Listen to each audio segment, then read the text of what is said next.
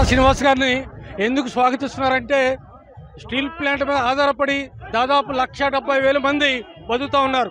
ఆ steel plant రక్షణ గురించి 9 రోజుల పాటు ఆమరణ నిరాధ్యత చేసి నా ప్రాణం సైతం పోయినా పర్వాలేదు, స్టీల్ ప్లాంట్ అమ్మడానికి వీల్లేదన్నటువంటి ఆలోచన చేశారు.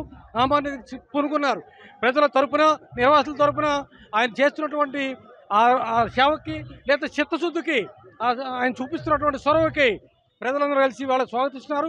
రేపు ఎన్నికల్లో జనసేన, తెలుగుదేశం, బీజేపీ తరఫున అఖండ విజయం చేకూర్చడానికి ప్రజలందరూ ఎదురు చూస్తున్నారు. జనసేన, బీజేపీ నాయకులందరూ కూడా పాదయాత్ర చేస్తున్నామండి. ఈరోజు అంబేద్కర్ కాలనీ, అలాగే అక్కడ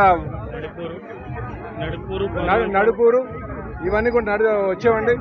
ఇక్కడ ఎక్కడికైనా సరే ప్రజలు చాలా బాగా ఆదరిస్తున్నారు. మాకు గెలుపు ఖాయం అన్నట్టుగా అనిపిస్తుంది. ఎక్కడికి వెళ్ళినా సరే బాబు ఈ అరాచక పాలన ఎంత తొందరగా అంతమందిస్తే అంత సంతోషంగా మేము విముక్తులవుతాం అని చెప్తున్నారు.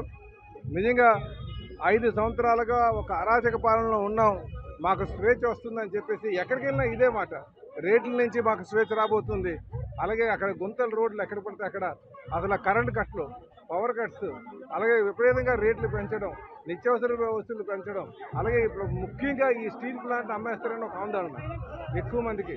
జగన్మోహన్ రెడ్డి ఆ గంగవరం పోర్టు నెలగమ్మేశారు, రేపు స్టీల్ ప్లాంట్ కూడా అమ్మడానికి ఈయన ఉంటాడు, ఈయన ఇంటికి పంపించారని ఒక ఆలోచనతో అందరూ ఉన్నారని చెప్పి తెలియజేస్తున్నారు.